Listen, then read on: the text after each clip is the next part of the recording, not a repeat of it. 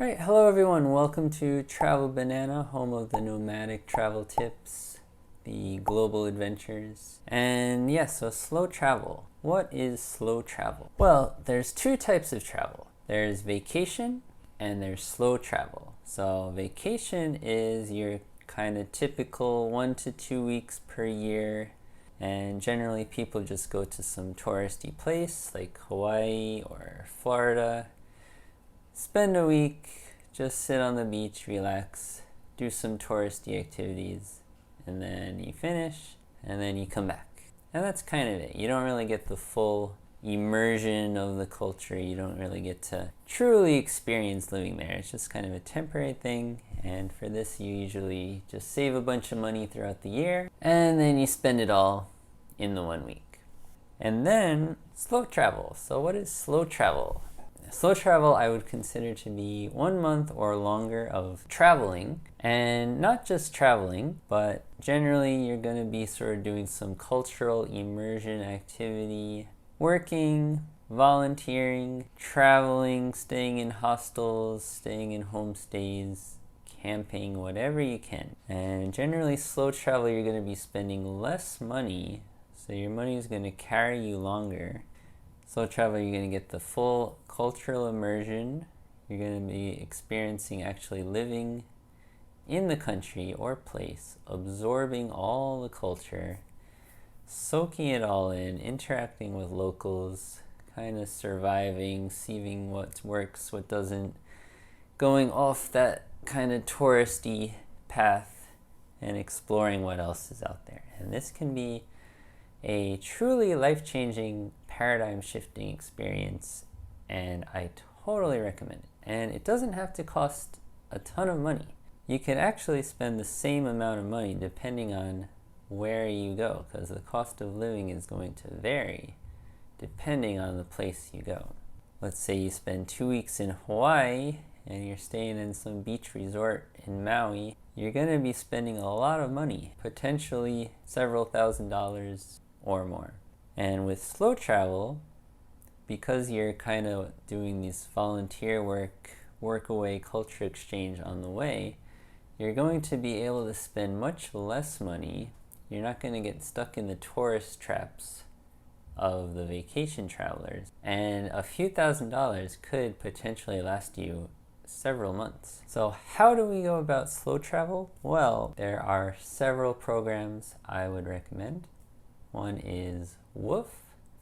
This is to volunteer on organic farms, and with this you get free house, free food usually, and you can stay anywhere from 1 week to several months. And this is great. I've tried this a few times. You get to work the land, reconnect with nature, and experience the local life in pretty much any country in the world. Okay, and next is Workaway. Workaway is similar to WOOF, although not limited to farms. So you can do more cultural exchange, other types of volunteer work, like volunteer at a hostel, volunteer for an NGO, pretty much anything. Okay, so more options if you don't want to get dirty working on a farm. Workaway is another alternative which doesn't involve farms. Okay, and then similarly there's World Packers. World Packers I have not tried yet, but it seems pretty interesting so far. The opportunities they have, there's a lot of options for like internships, doing social media marketing for hotels and hostels and yoga communities, and yeah, there's a lot of like opportunities for building skills as well, like videography, photography, social media management, coding, teaching. There's a lot of stuff on there, as well as sort of the volunteer work, maybe working at a hostel, working at a yoga place, and really cool. I'd love to try that. Next, I have not tried that yet. Okay, and next is couchsurfing. This one you don't actually have to volunteer to do anything. You just get, you apply to sleep on some stranger's couch, and this can be good for shorter stays, sort of when you're kind of in between your travels and you want to save money on a hotel. Couchsurfing is a great option, and it's a really cool community. I've done it quite a few times. I've stayed on some guy's couch in Taiwan once, and yeah, he pretty much cooked me dinner, took me on a bike tour of Taipei. We rode around at night, and he was an incredibly friendly person. I've never had a bad experience on couch surfing. I've used it in Japan, all over, and generally really cool.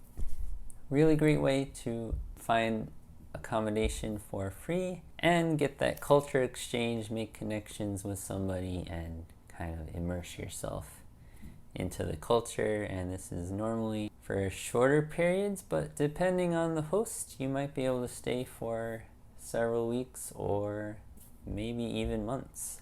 Next possibility is to teach English abroad, teach English overseas. And you can pretty much do this in any country where English is not already the native language. So depending on where you go, the salary and demand for teachers is going to vary greatly. So in general, Asia is typically the best place for English teachers, but you can find jobs in Europe and South America as well, although it might be more difficult to find a job and you won't be able to save as much. Yeah, definitely Asia. Check it out. Typically you need a bachelor's degree to do this kind of work, but Cambodia, you actually don't need a bachelor's degree. There's always options for that, and it's not always required that you need a bachelor's degree. Just check it out, but it's going to make your life a lot easier if you do have a bachelor's degree. And this can lead to career progression. You can get a master's degree, teaching certificate, teacher's license, and you can pretty much move up to making the big bucks from there. So yeah, that's teaching English. It's a good job. Depends on the person. You might not like it, you might love it, but generally a pretty rewarding job. Okay, and then what comes after English teaching? Well, from there, the world is your oyster. You can do anything because the year is 2023, and there are an infinite number of possibilities for you to explore. And we've got Instagram, YouTube, TikTok, and just scrolling through there, you're seeing like all these stories, all these people, all these travelers, and you're kind of reading about their story and connecting with them and then getting inspired. And there's so much out there, and it's just all publicly available, shared, and sometimes they share the steps they took, how they did it, what career path they took, what business they started.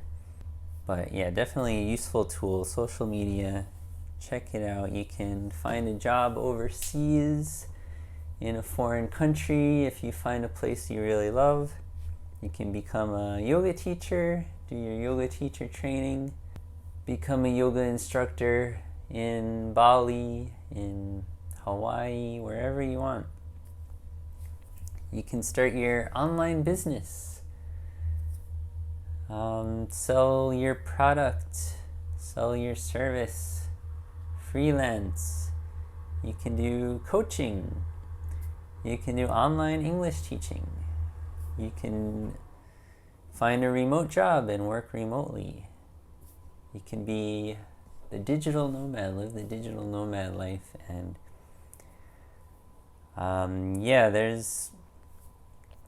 pretty much since 2020, I've noticed a huge increase in the amount of opportunity there is that's 100% remote and online that you can just do on the internet.